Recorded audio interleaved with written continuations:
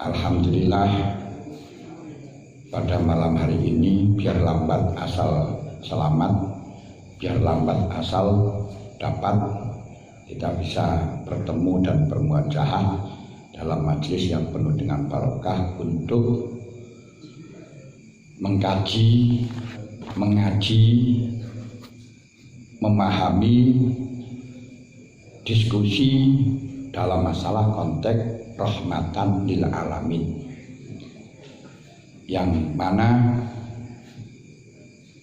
melihat realita yang ada sekarang ini,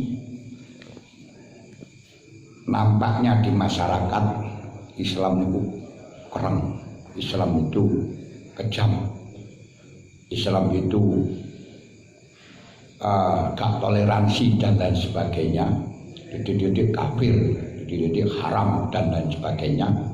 Maka bagi kebangsaan hadir untuk menjelaskan tentang rahmatan lil alamin pada konsep negara bangsa. Tapi sebenarnya rahmatan lil alamin tidak hanya pada konsep negara bangsa saja. Asli memang agama diturunkan rahmatan lil alamin. Pengkajiannya, Islam adalah agama yang diturunkan Allah untuk menjadi rahmat bagi semesta alam. Pesan kerahmatan Islam benar-benar tersebar dalam teks Islam, baik Al-Quran maupun hadis. Kata Rahman, Rahim, dan derivasinya disebut berulang-ulang dalam jumlah yang begitu besar. Al-Quran saja menyebut kata rahmah sebanyak 78 kali. Dan dengan sangat tegas sumber Islam paling otoriter itu adalah menyatakan bahwa agama Islam yang dibawa oleh Nabi Muhammad SAW adalah agama rahmatan lil alamin. Ini yang paling perlu kita ketahui. Bahkan kalau kita tahu bahwa semuanya ayat-ayat yang ada di dalam Al-Quran selain surat Taubah, itu dimulai dengan Bismillahirrahmanirrahim, dengan nyebut nama Allah, dengan pertolongan Allah yang Maha Rahman dan Maha Rahim, semuanya pun. Tapi untuk surat Taubah karena surat perang, maka tidak dikasih dengan Rahman Rahim, tapi asyidda walal kufar ruhama'u bainahum. Ini menunjukkan selain di dalam peperangan, bahwa Islam itu adalah betul-betul rahmat, berbetul-betul sayang. Ma huwa rahmat wa ma adraka ma rahmah. Kalau dikatakan rahmatan lil alamin, ma huwa rahmah wa ma adraka ma rahmah. Rahmah menurut Mu'jam Lughatul Fuqaha adalah riqatul qalbi, selalu mesake. Riqatul qalbi gampang mesake, gak tegoan, gak mental, gak mentalan. Niku Islam. Juga di dalam tafsir Nuzulul Quran Ibnu Jazzi mengatakan waghlub alaihim al-hidah didur rahmah, berarti orang kasar, orang bentak-bentak, didur rahmah warrafah. Nah, kemudian rahmah itu bil qaul wal fi'li dan lain sebagainya. Nah, untuk membuktikan kalau Allah Ta'ala punya sifat Rahman dan Rahim yang selalu diulang-ulang di dalam baca surat, mesti Bismillahirrahmanirrahim, bahkan sampai akan berjalan Bismillahirrahmanirrahim. Semuanya akan melakukan kebaikan selalu dimulai dengan Bismillahirrahmanirrahim. Malah kullu amrin tibalin la yubtada'u bi bismillah fa huwa abtar. Mereka ditulis bismillah kan qalilul barokah. Nah, untuk mengimplementasikan Rahman Rahim, kalau Rahman biasa kita artikan dengan di dunia, kalau Rahim di akhirat. Itu sudah hadis sahih yang masyhur, rahmatnya Allah itu sebanyak 100, sedangkan yang satu dibagi di dunia, yang 99 untuk di akhirat. Lalu untuk membuktikan rahmatnya Allah Ta'ala, kita tahu seperti orang-orang yang maling, orang yang mencuri, itu dikasih kesehatan. Yo sik waras, yo diwenehi mangan, yo diwenehi apa itu namanya, yo sugih. Ini berarti menunjukkan rahmatnya Allah terhadap kita. Jadi jangan itu maling kok yo panggah waras, biar kamu tahu kalau Allah Ta'ala itu punya sifat rahmat. Kalau kamu tidak bisa melihat semacam itu, nggak ngerti di mana letak rahmatnya Allah ini. Orang yang nggak pernah sholat, nggak pernah ibadah, wis kafir pir ratau cewek, sugih waras, kendaraane wakeh. Ini kalau sampean melihat, boleh kulo sifat rahmani pangeran. Beres pun rahmani pangeran, senajan ora tau sholat, ora tau poso, dikasih sugih. Iki menunjukkan nek Gusti Allah itu rahman. Sebelum kita berbicara tentang pengertian rahman, tafsir rahman, perlu kita ketahui titik kerahmatnya Allah, rahmannya Allah terhadap orang-orang maksiat, terhadap orang-orang kafir itu di mana? Nah, ini nanti semuanya katut nimbulan, dikunci. Di mana rahmatnya Allah terhadap orang kafir, terhadap orang Islam, terhadap orang-orang yang ahli maksiat, kok masih dimasukkan neraka dan lain sebagainya. Dalam firman Allah, "Wa ma arsalnaka illa rahmatan lil alamin," zakarahu ta'ala, zakara azza wa jalla fi hadhil ayatil karim, annahu ma arsala hadzal nabiyyal karim salawatullah salamu alaihi ilal khalaiq illa rahmatan lahum. Allah Ta'ala di dalam ayat ini, Allah dengan tegas menjelaskan bahwa utusan Allah semata untuk rahmat. Ini sudah diterjemah dengan model mazhab Hanafi, dengan model mazhab Syafi'i. Nah, di wa ma arsalnaka illa rahmatan lil alamin, utusan Allah hanya untuk rahmat. Ini sudah model terjemahan ini mazhab Syafi'i. Lihat terjemahan mazhab Hanafi. Aku tidak pernah mengutus kepada engkau ila rahmatan lil alamin. Berarti dalam masalah utusan rahmatan lil alamin ini tidak dinafikan, tidak diisbatkan ya. Untuk rahmatan lil alamin kan dihukumi. Enggak dihukumi kecuali rahmatan lil alamin. Saya ngutus apa tindak. Ini Bu ngoten nanti nih, maknani. Yang sehingga nanti penafsirannya juga akan berbeda. Kenapa kok di situ dikatakan rahmatan lil alamin? Li'annahu ja'ahu bima yus'iduhum wa yanaluna bihi kulla khair min khairid dunya wal akhirah in tabauhu. Kalau kau mengikuti Islam, maka mengikuti Rasul, maka dijamin sukses, beruntung, mendapat kebaikan baik di dunia dan di akhirat. Bukan sugih loh, mendapat kebaikan dunia dan akhirat, selamat dunia akhirat. Waman khalafa walam yattaqi fa waladhi dhayya ala nafsi nasiba min tilka rahmatil uzma. Nah, cuman untuk rahmatnya Allah terhadap orang kafir, orang maksiat ini ada dua pendapat. Ini yang tidak bisa dijamakkan, yang mungkin sampai kapanpun itu sulit untuk dikompromikan dikarenakan khilafnya ulama itu sudah final, yang sehingga di dalam mengimplementasikan ajaran Islam itu nanti dalam cara menyampaikan sudah jelas dua kelompok ini akan selalu berbeda. Pertama, kata rahmat Allah Ta'ala kepada rahmat kepada Allah Ta'ala terhadap orang yang tidak mengikuti Nabi ini. Yang tidak mengikuti Nabi maksudnya, kalau yang sudah mengikuti sudah jelas akan mendapat rahmat dunia wa ukhron.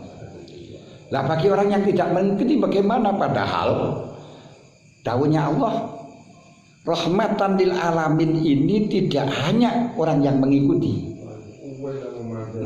Alamin umum. Berarti musliman kana au kafiran, muttaqiyan kana au asian. Mestinya kan gitu secara umum. Nah lalu titik rahmatnya kepada orang yang tidak mengikuti bagaimana? Jadi kalau menurut pendapat yang pertama, rahmat itu hanya kepada orang yang mengikuti. Untuk orang-orang yang tidak mengikuti, ini tidak mendapat rahmat karena salahnya sendiri. Ini pendapat rodok keras. Nah, salahnya sendiri. Diibaratkan Allah Ta'ala telah menurunkan sumber, misalnya mata air untuk makhluk sebagai pengairan, sebagai alat minum, sebagai alat mandi dan lain sebagainya, dengan cara mudah untuk sawah, untuk tegalan, yang sehingga mendapatkan nikmat yang terus menurut nikmat yang bertumpuk-tumpuk yang terus menerus. Tapi bagi orang yang males, walaupun ada sumber, ada mata air, ada sawah, ada tegalan, cuma nggak mau nggarap, nggak mau melaksanakan, nggak mau mandi, nggak mau ngambil, sehingga dia itu mensia-siakan bagiannya dari mata air itu, sehingga tidak mendapat rahmat. Bukan tidak ada rahmat, tapi tidak mau mengambil rahmat. Ini yang senada dengan hadis bahwa semuanya orang itu akan masuk surga illa man aba, akan dimasukkan surga kecuali tidak mau. Semuanya orang akan mendapatkan rahmat kecuali tidak mau. Ini kalau menurut yang pertama ini, berarti ada orang yang tidak mendapatkan rahmat karena tidak mau mengambil. Yang sehingga ketika orang maksiat, orang kafir akan diberi siksaan atau akan diberi akzir, akan dihad, ini karena tidak mau mengambil rahmat. Nah, kalau kita bahas macam ini, karena itu dia malas, bagaimana dawuhnya Allah, alam tara ilal ladzina baddalu nikmatallahi kufran wa ahallu qaumahum darul bawar. Ini yang senada dengan ayat, dengan pemahaman semacam ini. Apakah kamu tidak tahu pada orang-orang yang sudah dikasih nikmat malah justru diganti untuk kekufuran dan masuk di dalam kesesatan? Kalau kita berbicara seperti ini, wis final, wis ora enek permasalahan. Berarti harus kalau kita menjalankan hukum Islam, ono had, ono taksir, ono kisos, semuanya sudah jelas, nggak ada masalah. Nah, jadi kalau di situ kita tidak membunuh wong Islam kafir misalnya karena ada karena dia merangi dan karena ada apa, ini sudah tidak ada masalah. Kenapa? Salahnya sendiri ke Islam, seakan-akan dipaksakan harus Islam. Mereka Islam gak oleh rahmat, kan gitu. Kalau menurut pemahaman yang pertama ini. Dan kalau menurut pemahaman yang pertama ini, fikih-fikih Imam Syafi'i yang dalam konsep khilafah dipraktekkan di negara Indonesia ini no problem, walaupun banyak masalah. No problem di dalam bidang agama, walaupun banyak masalah di masyarakat kita. Paham? Pendapat yang kedua, inilah yang pertama ini ku azhar, lebih jelas dalile mancen secara tekstual semacam itu.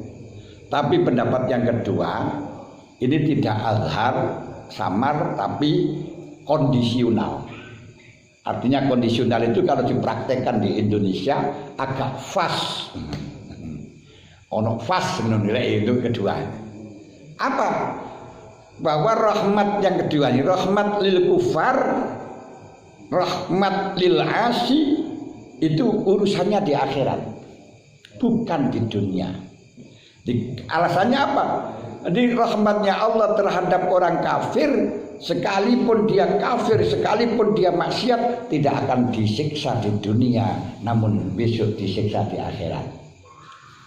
Wah, kalau seperti ini akan membuka wacana yang sangat lebar bagaimana dengan adanya hak, bagaimana dengan asalnya takzir, bagaimana dengan adanya murtad yang harus dibunuh, man badala dinah faqtuluh, bagaimana dengan adanya tarikus salat harus dibunuh.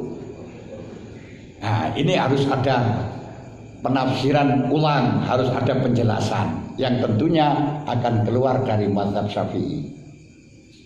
Nah, kalau mazhab Syafi'i ya tetap semacam itu. Sehingga di dalam mazhab Syafi'i untuk orang-orang non-Islam diperangi ya memang karena kekufuran. Walaupun ini bertentangan dengan 3 mazhab. Nah ini yang semacam ini pokok kabar harbi panjang jizyah ini diperangi. Tapi itu relevan juga di dalam negara khilafah, bukan negara bangsa. Ini. Nah menurut yang kedua, ini bukan urusan di dunia antara muslim, antara kafir, antara mutakin, antara asing sama saja. Ini identik dengan permintaan Nabi Ibrahim yang dijawab oleh Allah ketika beliau minta agar supaya orang-orang Islam itu dimanjakan, agar supaya orang-orang yang iman dimanjakan dengan rezeki yang berlimpah luas di dunia. Dengan dawuhnya Rabbi ja'al hadza baladan amina warzuq ahlahu minas samarati man amana billahi man amana minhum billahi wal yaumil akhir. Ya Allah, Rabbi ja'al hadza baladan amina, jadikanlah negara Mekah ini negara yang aman. Warzuq ahlahu minas samarat, dan penduduknya kau berikan rezeki yang berlimpah luas. Man amana minhum billahi wal yaumil akhir, tapi untuk yang iman kepada Allah dan iman kepada hari akhir. Ternyata jawaban Allah, qala wa man kafara fa umatti'uhu qalila thumma adtarruhu ila adzabin nari wa bi'sal masir. Dungga Ibrahim, wa man kafara sing kufur fa umatti'uhu, tetap akan mendapat rahmat, akan mendapatkan kenikmatan, karena rahmat itu adalah maksudnya adalah kenikmatan. Kama arsalnaka illa rahmatan ay illa nikmatan alaihim. Nah, tapi hanya sebentar di dunia saja. Nah, kalau semacam ini berarti tidak usah Anda meri. Kalau saya kok orang melarat, saya sudah ibadah, sudah taat, kok bangga utangi akeh. Dek iki ora tau salat wis kepet kok bangga sugih ae. Karena wa man kafar fa umatti'uhu qalilan tsumma antaruhu ila adzabin nar. Karena yang membedakan antara mukmin dengan non mukmin, antara fasik dengan mukmin itu nanti di akhirat. Ya betul ini. Sebagaimana firman Allah, afaman kana mu'minan kaman kana fasiqan la yastawun. Apakah orang mukmin dan orang non mukmin, berarti fasik itu adalah kembalikannya mukmin. Afaman kana mu'minan kaman kana fasiqan, padha karo wong fasik. Jawab Allah, la yastawun. Lah kata la yastawun ini masyhur di dalam kitab-kitab usul fikih diaturkan wal asoh takmimu wal asoh takmimu la yastawun. Ini menurut asoh Syafi'iyah. Kalau Syafi'iyah berarti la yastawun ai niki karena takmim berarti dunya wa ukhron harus tidak sama. Ini akhirnya lah di mana rahmatnya? Salahnya sendiri.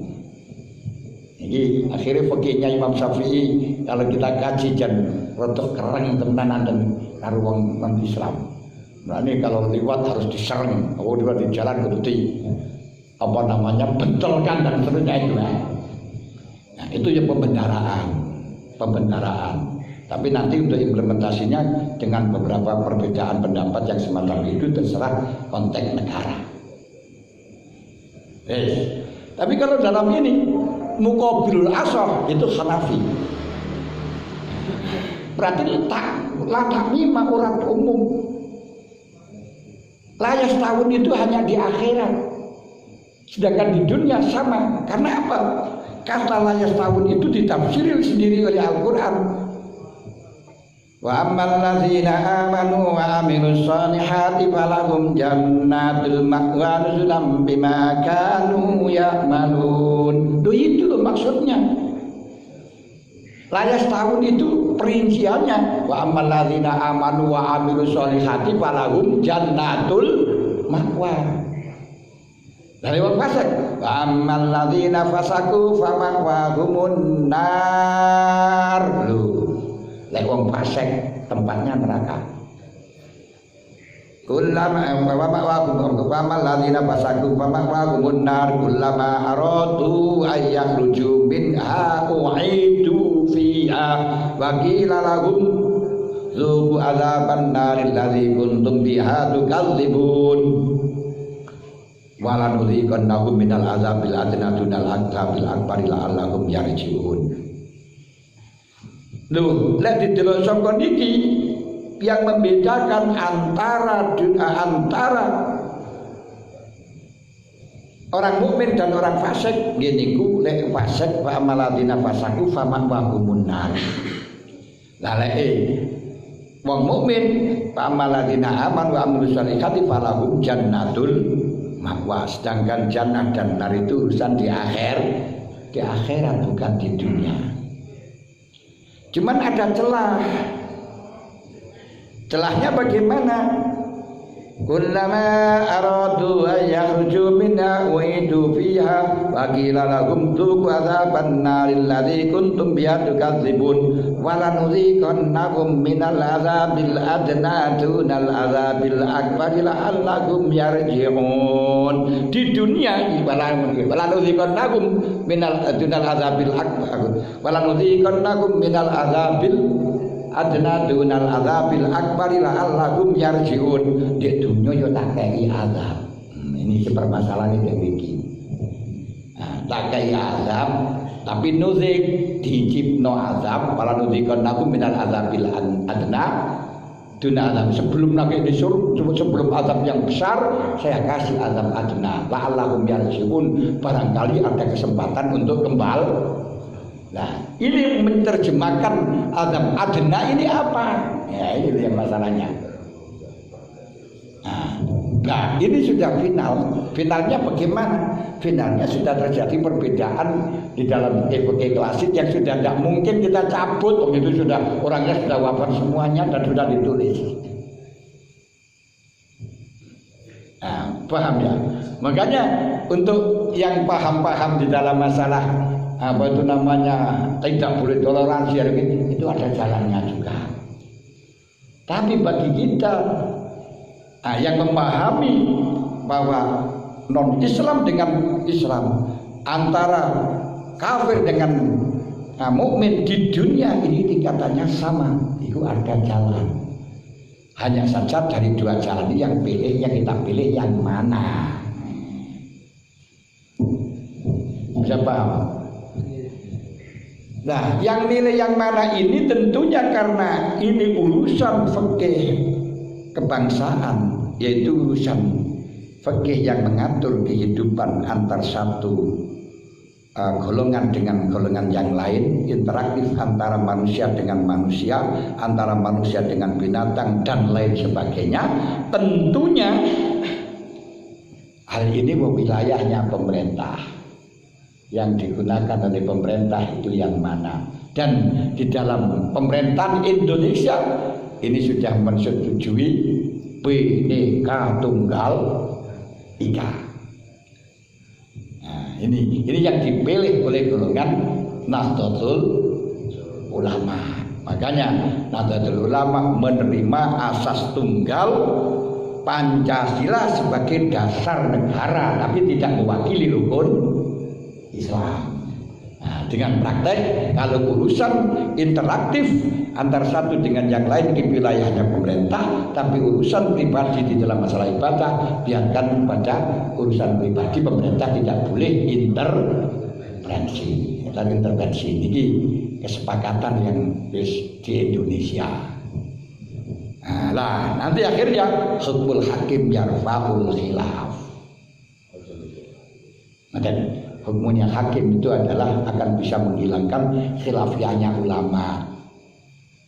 Nah, makanya dari itu Imam Ghazali itu menegaskan bahwa hukum fikih itu hukum dunia. Makanya fuqaha, ulama alim fikih, ulama fikih fuqaha itu ulama dunia, bukan ulama akhirat. Loh, kenapa? Karena urusannya itu membicarakan soal urusan yang ada di dunia, tidak sampai urusan akhirat. Nah, urusan akhirat di urusannya hati, itu di dalam tasawuf, bukan urusan. Nah, di dalam urusan di tasawuf urusan akhirat. Nah, kalau sampai fikih kok ngurusi masalah hati, nah ini disebut oleh Imam Ghazali tatoful. Tatoful itu berarti tamu yang tidak diundang, gosok kamu bukan fanmu, gitu lah. Nah, di dalam urusan di dunia mestinya itu kebutuhannya adalah pemerintah. Makanya kita belajar fikih yang tidak terus kita amalkan itu tidak boleh.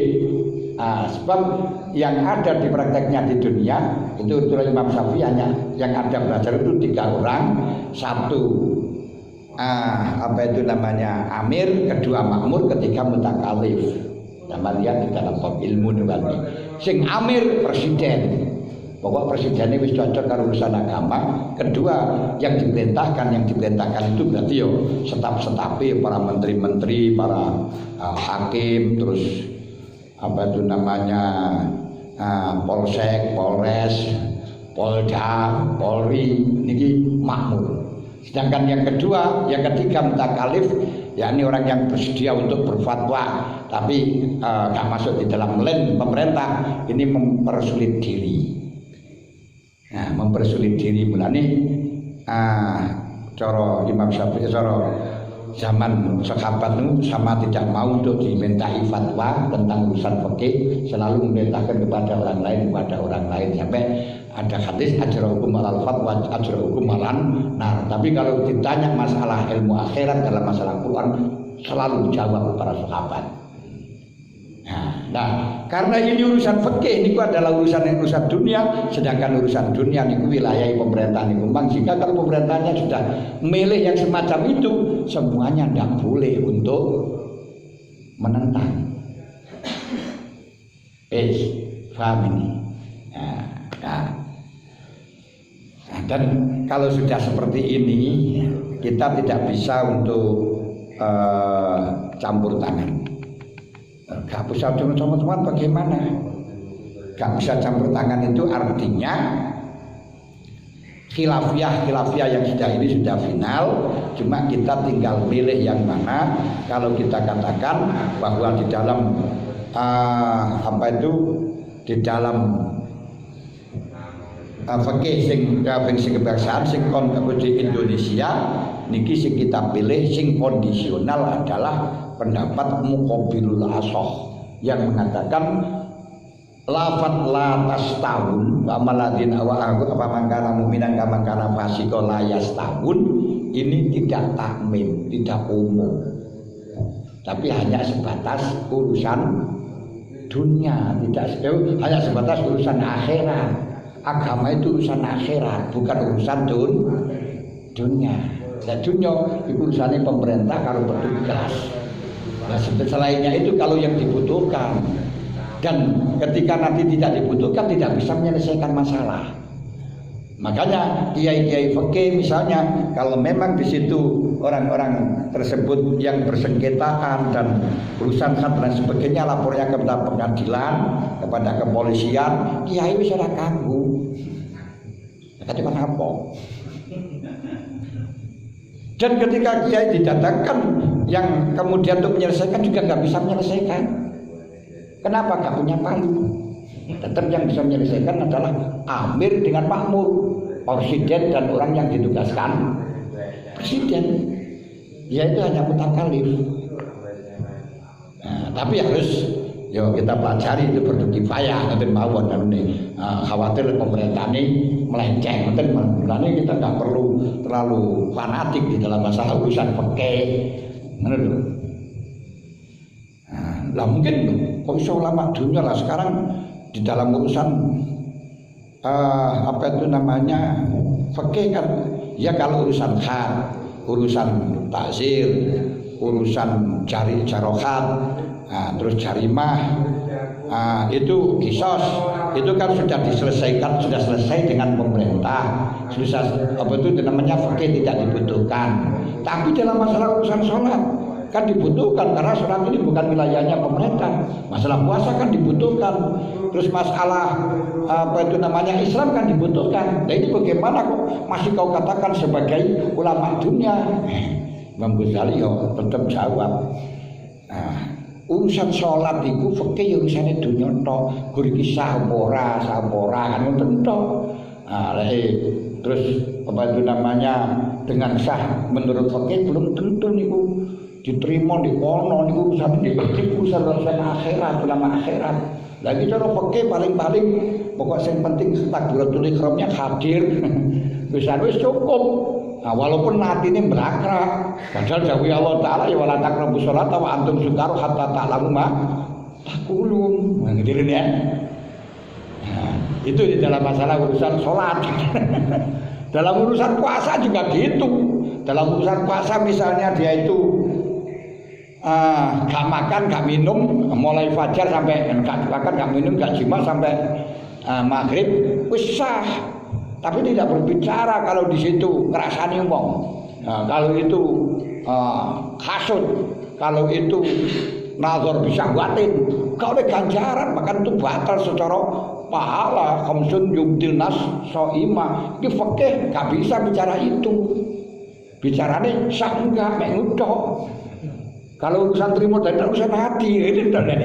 Kalau pernah nunuk harus dihukumi doain. Gak bisa pakai ini masuk di dalam urusan bawatin umur urusan tasawuf. Biasanya ulama akhirat. Lo pakai ini ulama dunia. Dalam masalah Islam pun juga demikian. Islam itu fikih juga hanya urusan dalam ulama dunia. Makanya ada sahabat yang telah membunuh orang telah membaca kalimat syahadat. Sebab ketika suatu sahabat akan dibunuh, kemudian telah dia kalah terus akan dibunuh, dia baca kalimat syahadat. Oleh sahabat dia blaskan akan dibunuh. Lalu matur kepada Rasulullah langsung mengatakan anak bariun, saya tidak ikut tanggung jawab. Tidak ikut tanggung jawab. Kenapa? Sudah mengucapkan kalimat syahadat kok kamu bunuh? Itu hanya karena takut ya Rasulullah. Apa kamu tidak membuka hatinya saja? Tidak merobek hatinya saja biar tahu. Loh, berarti fikih itu legalitasnya yang benar, tapi kadang-kadang salah di dalam urusan akhirat. Makanya kalau di dalam masalah urusan fikih ini kadang-kadang di dalam transaksi pun juga dibenarkan, tapi akhirat tetap tidak boleh. Zakat akan apa itu namanya akan satu nisab 1 tahun kurang 5 hari didol. Biasa kan mau dikata bojone terus gak wajib zakat. Cara fikih, tapi dosa urusan akhirat ya udah. Wa makaru makarallah bahwa makirin, tapi urusan itu duduk urusan fikih. Fikih sepenting ya gak wajib zakat wis gak sani top. Atau gak 1 tahun ngoten terus fikih niku. Makanya itu sebatas urusan dunia. Kalau urusan dunia cukup dengan pemerintah. Ini kudu ngene ini. Makanya yang dimaksudkan cuman urusan dunia sing untuk pribadi tetap fikih harus ngerti karena kita nggak boleh untuk bertentangan dengan karena urusan lahir. Contohnya mana? Kalau kita bicara soal Islam, sekalipun lesannya tidak mengucapkan asyhadu an la ilaha illallah asyhadu anna muhammadar rasulullah, tapi sebenarnya di dalam hatinya mengucapkan atau mengucapkan tidak di hadapan orang lain, hanya waktu di rumah di sendiri yakin asyhadu an la ilaha illallah asyhadu anna muhammadar rasulullah, ini tidak dihukumi Islam cara fikih, tapi insya Allah tetap muslim. Lho, ini berarti fikih niku ya gur lahir tok, mboten tak ngerti. Nah, wis. Berarti fikih kebangsaan, fikih yang semacam urusan muslim dengan non Islam itu hanya lahir, batinnya tetap tasawuf. Mulane kembali fikih kita itu juga dilaborasikan dengan tasawuf. Kalau tidak dilakukan tasawuf fasik kabeh dan itu bahaya. Yes. Tafsir kata rahmah. Rahmah niku nikmat wis ngono ae. Berarti agama Islam, agama yang dibawa oleh Nabi Muhammad SAW adalah agama yang ajarannya, gagasannya, serta ide-idenya sama sekali jauh dari kekerasan, karena dari kekejaman dan kelaliman. Sebaliknya, ayat di atas menegaskan secara tegas karakteristik agama Islam yang sebenarnya, bahwa ia adalah agama yang berwatak lembut dan indah. Mergo apa? Kata rahmat dalam cara bahasa niku ziddul ghilzah. Ziddul ghilzah. Tadi sebaliknya ghilzah atau rahmat riqatul qalbi, lemes. Lalu makna alamin, kerahmatan agama Islam ini diwujudkan tidak hanya kepada manusia, tapi lil alamin, yaitu alamul malaika, alamul jin, alamul insi, alamul jamat, alamul hayawan, alamul nabat. Niki. Nah, dan masalah implementasi rahmat di situ diwujudkan di dalam akhlaknya Rasulullah Sallallahu Alaihi Wasallam, sangat nampak sekali. Gini ku di dalam masalah rahmat, Kanjeng Nabi sudah dengan tegas mengatakan innama bu'istu li utammima makarimal akhlak, berarti ahammi qadail akhlak. Innama bu'istu li utammima akhlak itu arti daripada rahmat itu teriku. Wa ma arsalnaka illa rahmatan lil alamin, ay ma arsalnaka bima dzukri minasyara'i wal ahkam ghadzalik mimma huwa manatul syadadarin li latin alam illa li rahmatina al wasi'il alamin qadibatan. Au ma arsalnaka bi halin minal ahwal illa halaqaunika rahmatan lahum wa inna ma bu'istu bi sababun li syahadati tarain. Jadi diutus oleh Allah untuk menjadikan sebab selamat dunia dan akhirat. Wa man syaul intidham musalaha bin nashatain, dan mengatur kemaslahan umat baik dunia dan akhirat. Kalau memang tidak mengikuti berarti terserah. Terus wakila innahu rahmatun hatta fi hakil kufar fid dunya, sampai wong kafir niku ya dirahmati karo Gusti Allah bitakhiri azabil istisal, ini ora diai azab. Lain dengan umat Nabi Lut misalnya, begitu begitu maksiat bumi dibalik karo Gusti Allah, di antaranya semacam itu. Umatnya Nabi Nuh begitu maksiat datang kan banjir. Muhammad tidak seperti itu. Jadi satu bitauhid wal ibadah wal muamalah wa ghairi dzalika mimma yaj'alul akhlak. Gitu pun bisa. Penjelasannya bisa bagaimana? Muqaddimah hadis sahih ad-din husnul khuluq. Intinya agama adalah husnul khuluq. Ad-din husnul khuluq. Mulane definisi dari ini akan menelurkan beberapa hadis-hadis yang banyak, termasuk al-Islam man salimal muslimun man saliman nas min lisanihi dan lain sebagainya. Pronopo intinya ad-din husnul khuluq. Din adalah orang yang akhlaknya baik. Ma wal akhlak wa ma adraka mal akhlak. Nah ini sehingga saya sampaikan husnul khuluq itu apa? Sampai Kanjeng Nabi di elem ya karena wa innaka la'ala khuluqin azim. Wa innaka la'ala khuluqin azim. Kemudian di dalam masalah husnul khuluq al akhlaq wa sifatun hayatun rasikhatun tasduru min halal alafal bisulatin wa yusrin bila raibin wa la fikrin. Akhlak adalah suatu sifat, suatu karakter yang mengkristal, yang sehingga dengan karakter yang mengkristal itu refleks untuk melakukan sesuatu dengan melakukan sesuatu dengan refleks, dan sesuatunya itu kalau cocok dengan syariat dan akal baru disebut dengan akhlakul karimah. Tujuannya akhlakul karimah, husnul khuluq itu cocok dengan syariat dan akal. Nah, syariat itu terbungkus, syariat itu al-ahkam al-munazzal ala sayyidina Muhammadin sallallahu alaihi wasallam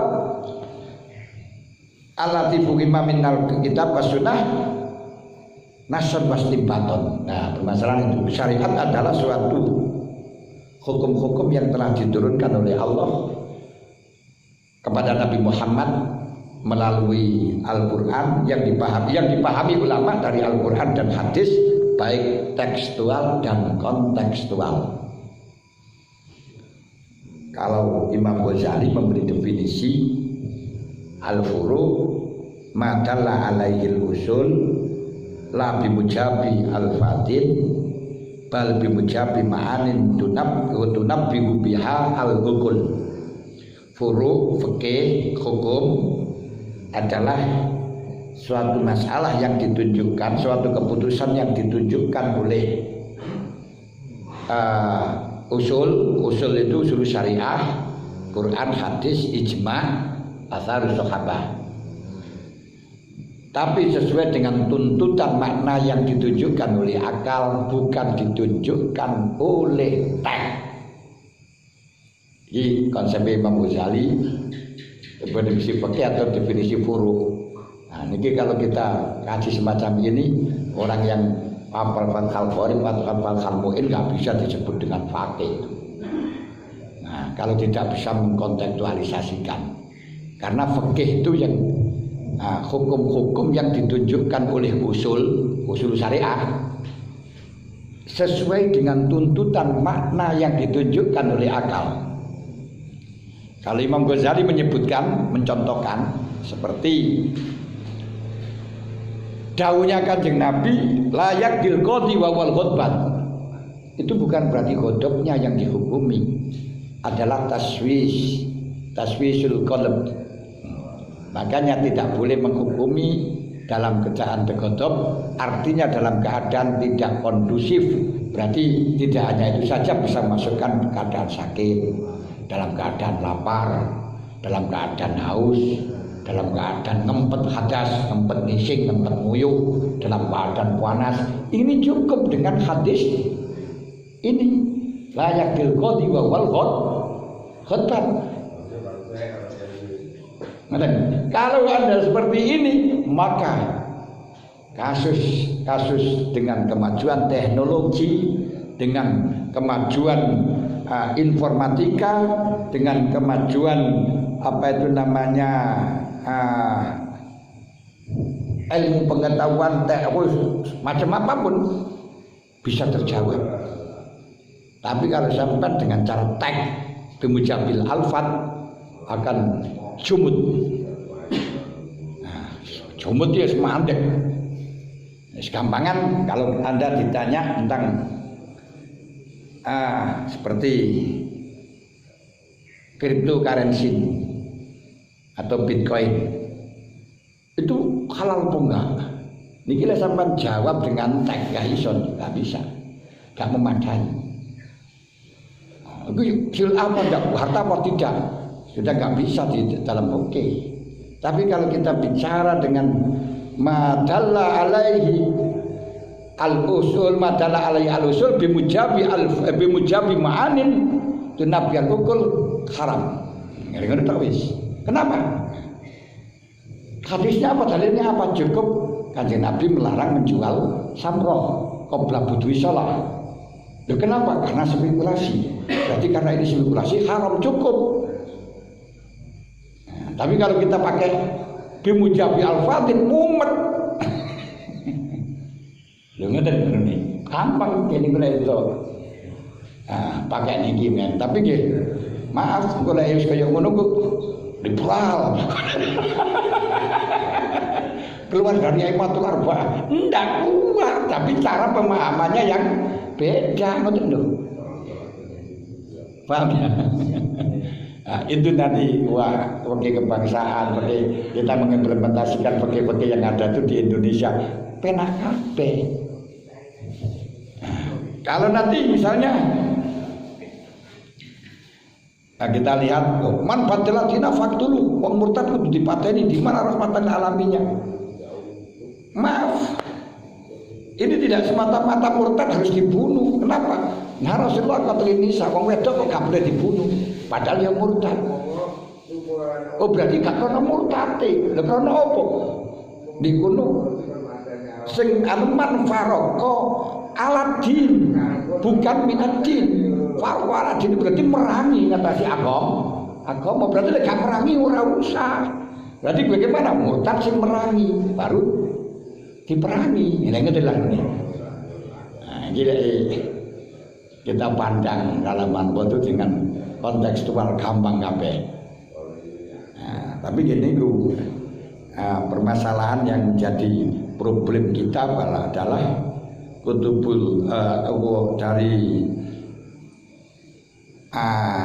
SDM kita, yaitu hanya fikih Syafi'iyah. Terus dengan cara tekstual, belum sampai kontekstual. Kenapa? Ya masalah itu sampai kontekstual sudah mulai kerasan sampai nek mondok. Bahkan bisa baca susah untung ingin pulang. Padahal itu hanya mendapat alat, belum bisa menggunakan. Itu permasalahan nih. Aku lek nang kono lagi masyarakat, kok waku nih ndak karuan, dalile iki. Nah ini kita dulu nih. Ini jadi problem bagi kita. Makanya apa yang digagas oleh Nahdlatul Ulama dan ini akhirnya gampang terus disebut, wah itu liberal itu, nah, liberal ya gini terus itu. Dan itu sampai kapanpun terus gitu.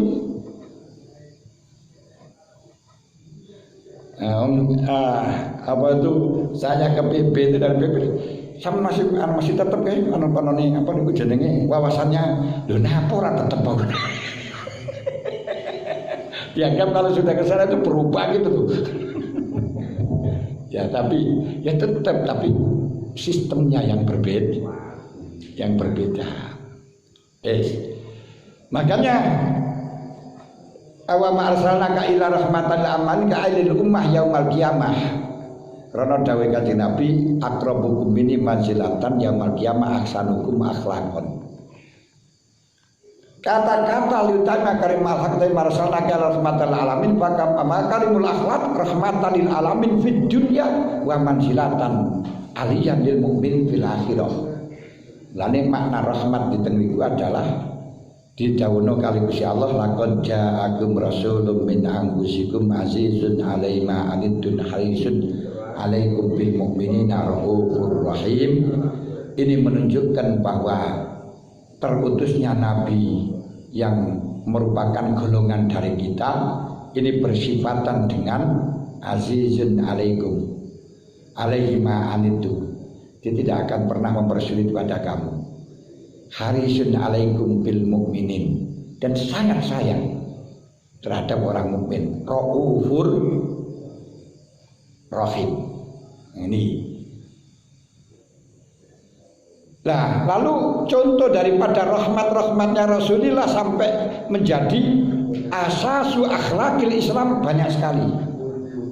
Dalam Al-Quran dikatakan wa in aqamtum faqibu bimithli ma aqamtum bih wa la in sabartum la wa khairul lisabirin wasbir wa ma sabruka illa billah. Siji akhlak.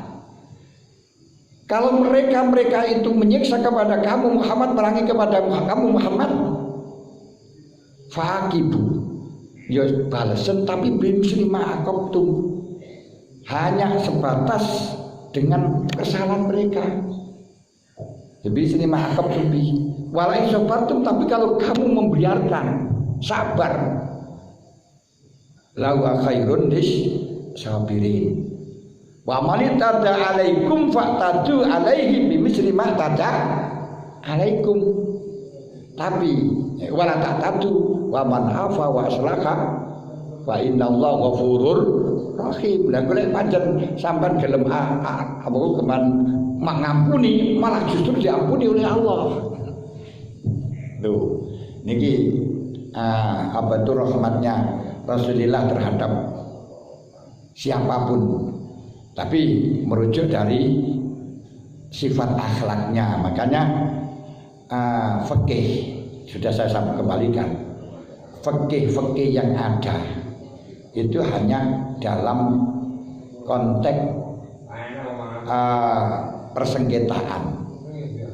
Ketika mereka tidak melakukan hak-haknya dengan adil, misalnya mencuri, menggasap, terus mari ngono nyakitin orang, membunuh orang. Andai kata manusia itu semuanya gak menuntut hak, tapi semuanya sama ridho biridho, semuanya ikhlas, semuanya adil, wis gak perlu kok pokoknya. Rumah tangga mestinya kan nek di fikih orang wajibane wong lanang romut, lek sugih lek melarat samut, kalau mau setengah samut setengah. Wis ora usah iku kan padha ridone sing wedok ya nrimo, sing lanang nrimo. Gak usah fikih. Lah kenapa kita dahulukan akhlak? Lha nanti lah, kenapa orang ngerasa lapor kiai bisa? Nah ini kita dahulukan akhlak ini wis padha saling terima. Jangan kan itu nih. Sama lihat ajaran yang Rasulullah dari sahabat sampean enggak fikih akhlak. Tapi akhlak enggak mengalanggar fikih. Lha iku juga dhek wong lek rido ora apa-apa to. Lagi gak kaya nafkah sing wedok gelem kok.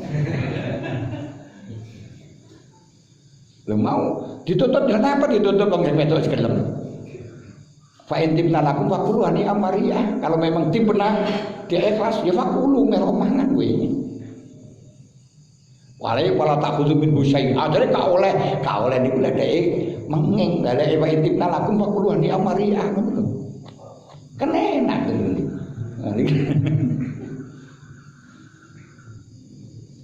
Masya Allah. Wong zaman sahabat bahkan dulu Rasulullah pernah kan memberikan hak kepada Dewi Khadijah? Enggak, malah justru hartanya Khadijah habis. Terus Sayyidina Ali apa memberi nafkah pada Fatimah? Enggak, di Fatimah kerja sama Salman Al-Farisi. Malah justru yang memberi nafkah itu Dewi Fatimah. Sayyidina Umar juga gitu, makanya ketika Sayyidina Umar dimarahi gak berani jawab. Kenapa? Wajibnya Sayyidina Umar ngomong istri kan gak masalah, pada ridhone kan gak butuh fikih. Lho fikih niku untuk wong geger, lawang geger mestinya urusan amir wal makmur.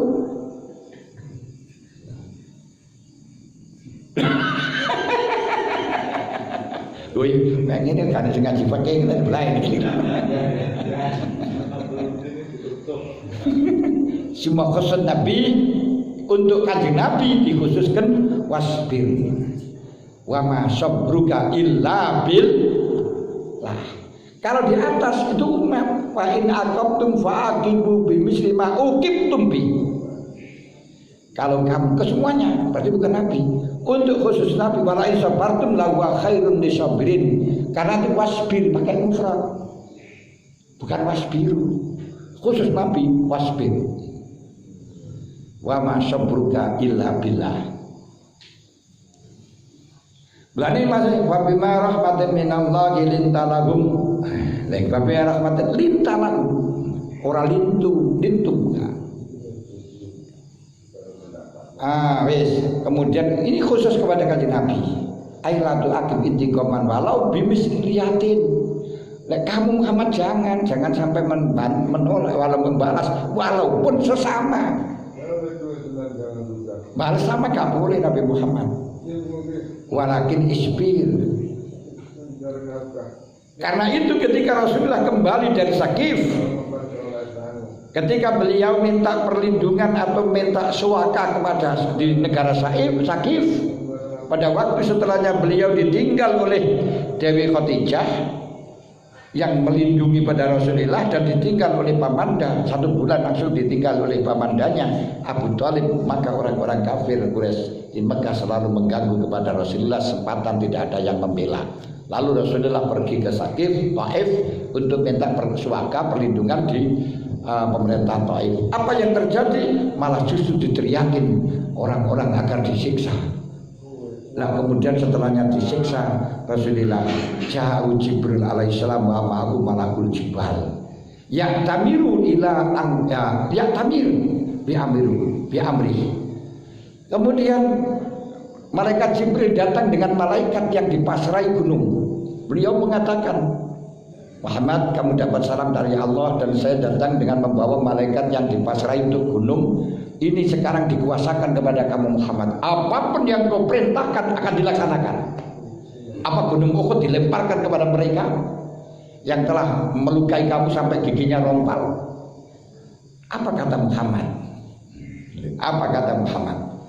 Kata Muhammad hanya Allahumma hdi qaumi fa innahum la ya'lamun. Inilah arju ayyukhrijallahu min aslabihim man yu'minu.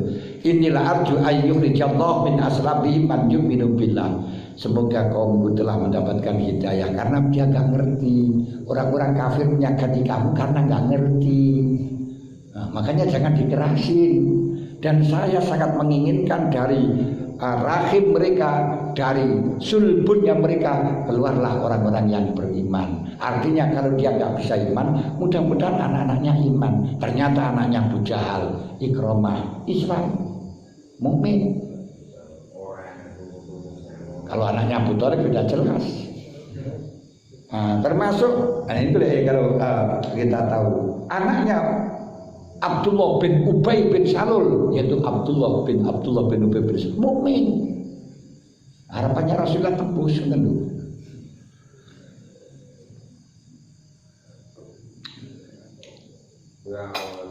Ini akhlaknya Rasulullah.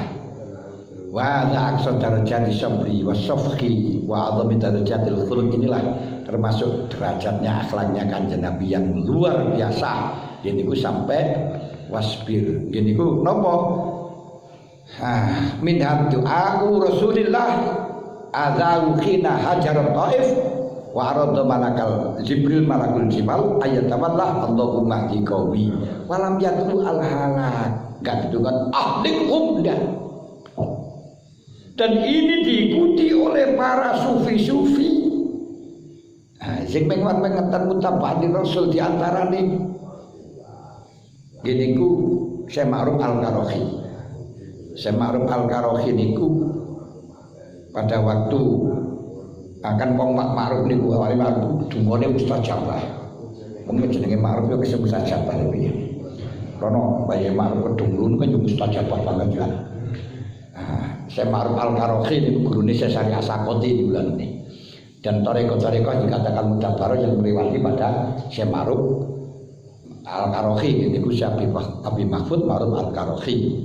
Muridnya Syekh Daud At-Ta'i, muridnya Syekh Habib Al-Jami, muridnya Syekh Hasan Basri, muridnya Sayyidina Ali. Udungannya mustajabah. Ketemu pas aku bersama dengan santri, terus ada orang lewat hura-hura, oh iya, mabuk. Lalu siapa itu santrinya mengatakan, Yai, doakan itu Yai. Langsung dia berdoa, Allahumma kama farrahtahum fid dunya farrikhum fil akhirah.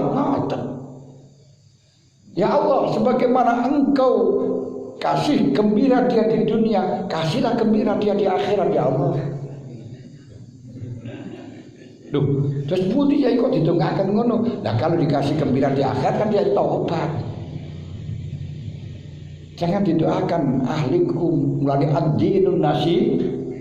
Nasihat itu mengendaki bagaimana orang lain baik. Ini loh, ad-dinun nasihat pada lillahi wa li rasuli wa li sairil muslimin. Maka sairin nas, kepada siapapun kita mengendaki baik. Ini akhlak.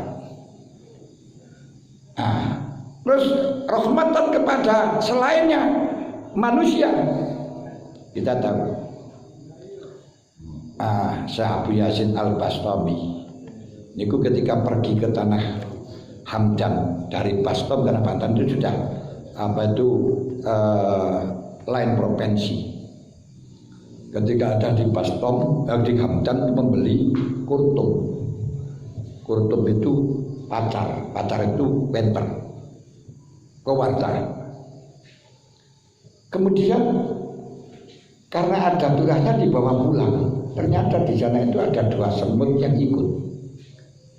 Nah ini kadut, dia kembali lagi ke tanah Hamdan, mengembalikan 2 semut itu. Ini rahmatnya kepada alam ini. Dia mengatakan semut ini jangan-jangan akan kawin, kan nanti istrinya juga pasangannya akan menanti, cari gimana? Kalau dia itu orang tua pasti akan dicari anaknya. Kalau itu anak akan dicari orang tuanya. Loh kan di sini juga banyak temannya, walaupun banyak teman ini tapi gak kenal. Nanti gelisah. Jadi coba kamu dibawa ke Nusa Kambangan kan juga banyak orang di sana, apa kenal kamu ini? Kembali lagi saking rahmatnya. Nah kemudian ketika dia itu akan datang ke datang ke mencuci, ketika mencuci pakaian akan menjemur, bingung, disuruh jemur di atas pohon. Saya takut itu kalau nanti semplah. Terus di atas rumput, saya takut kalau itu rumput itu hanya binatang, kalau nanti ada binatang lewat akan makan rumput itu gara-gara ketutupan baju saya berdosa. Ini gitu, jangan mengganggu kepada orang lain. Akhirnya dia jemur pakaiannya itu di punggungnya. Dan ini untuk rahmatnya orang-orang yang mengikuti Rasulullah. Putih rahmat lagi pernah namanya Nabi Ibrahim alaihissalatu wassalam.